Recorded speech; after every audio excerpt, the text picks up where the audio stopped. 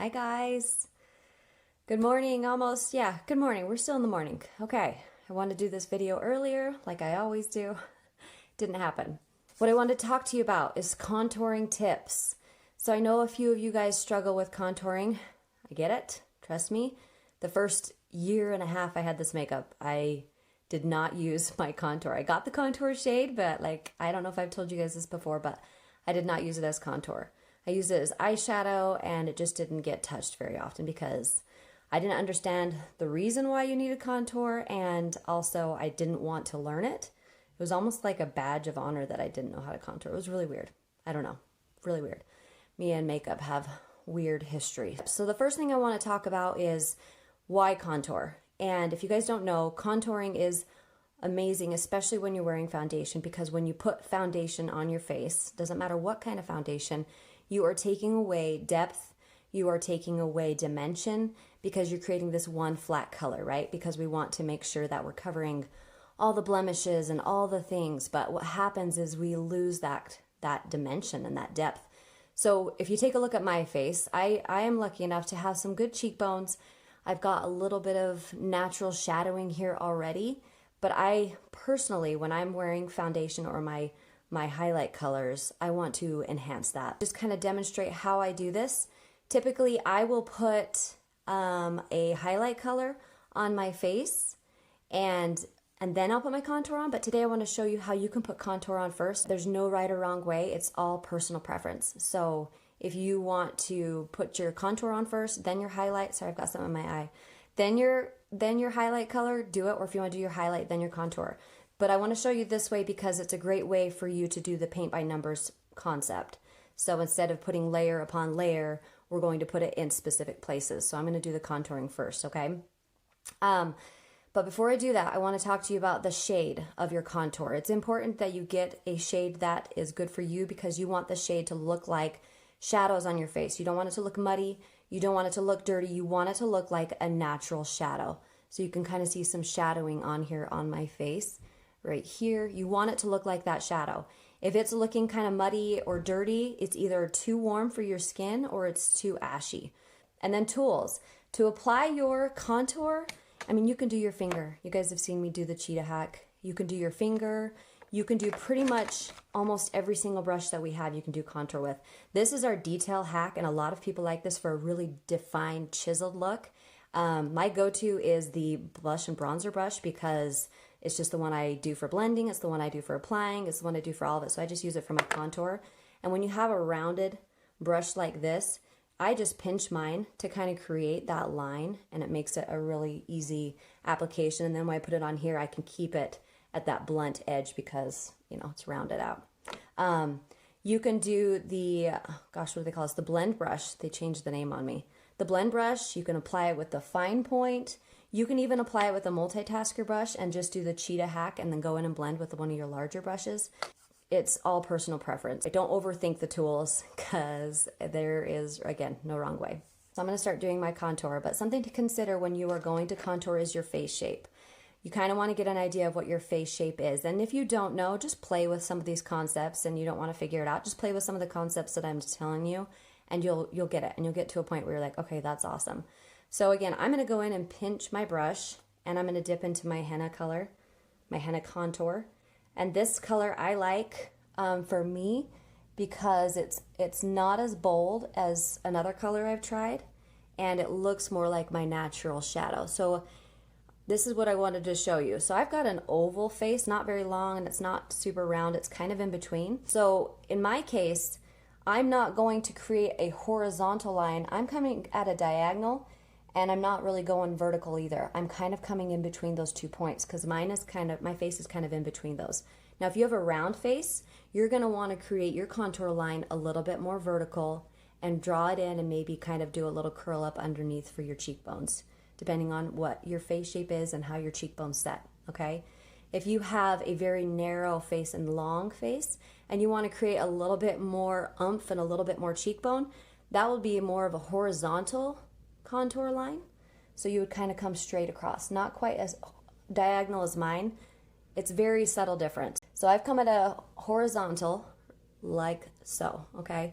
I have some natural like bluish purple, I don't know if they're veins or whatever, so it kind of looks like I've got, that's my cheekbone, but that's just discoloration. My cheekbone just follows right here.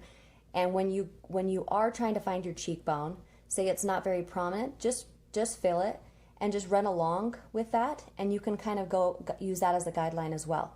You can go along the cheekbone depending on your face shape. Again, take that into consideration. But it's a really great guideline to just follow right up underneath that bone. If I was to go on top of my bone, it would be like right here. So I don't want to do that. That's very high for me. That's my personal preference. But I want to go up underneath. So I'm tucking that color right up underneath and just kind of giving my cheekbone a little lift, little facelift.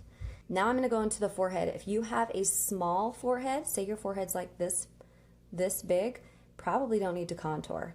I've got a pretty good sized forehead, so I like to diminish it a little bit, and that's one of the reasons why we contour, is because we want to take away something or add depth and dimension to something. So in my cheekbones case, I want to make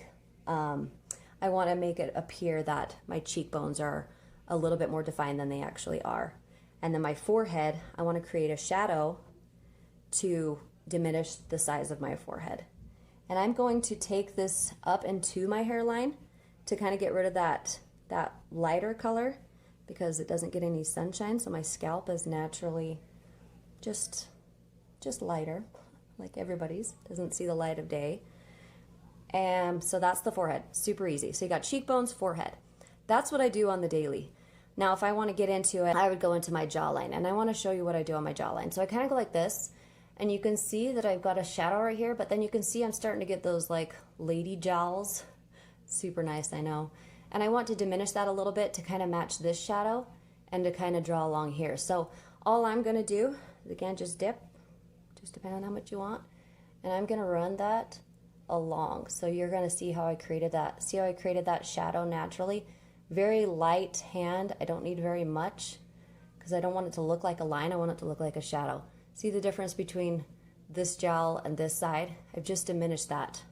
So I'm going to do the same thing over here, like this, and run along.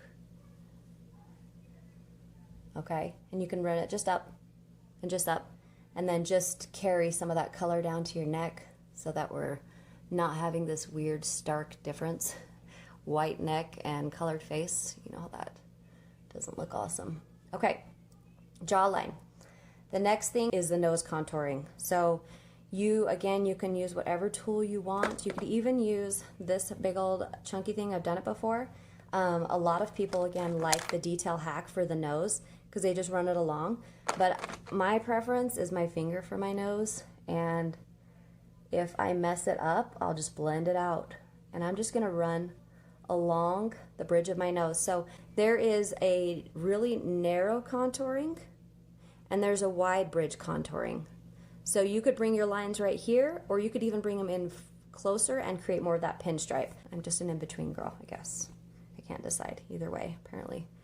I don't want to create a line on my nose, really, that's gonna be like, oh, that's a line, that's not a shadow. You know, I don't want that. And I've got more light coming on this side, so it's not gonna show up as well. There it is. It's not gonna show up as well on that side.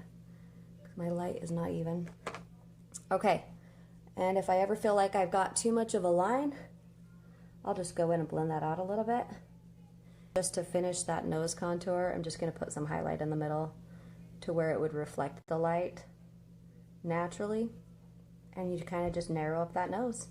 And you can also, if you have a long nose like me, you can also put a little bit of contour down here just to stop the nose from keep going down, just to have a stopping point. So without the light shine, you can kind of see that, okay? The last thing, and these are some options, again, I don't do these on the daily, but these are just some quick options and some ideas for you if you like them, is the last thing is the lip contouring. So to contour the lips, you can go as detailed as you want. Use your multitasker brush and detail all the way around.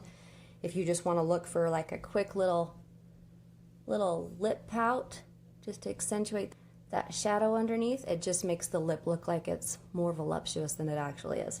And you can do that. Now I've got all my contouring done. I've got it in all the places, kind of like a 3.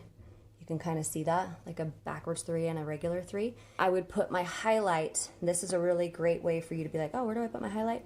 I would put my main highlight color in like all of the places not where the contour is, because we're not trying to layer here as little, well, we're trying to layer as little as possible. All right, that's my main shade. I think this lighting is flattering more than it. And then I would go into my brightener and do that. But I'm not doing highlight today. I just kind of wanted to show you how I would go in between the areas where I've contoured. Contouring, easy peasy. The best thing is to do just practice and follow the steps, but then figure out what you like and what looks good on your face. But those are some contouring tips to kind of help you along the way and hopefully make it not feel so like overwhelming, because it's super simple. Once it clicks, you're just like, duh, okay. Anyway, have a great, what's today? Wednesday. And I'll see you next time.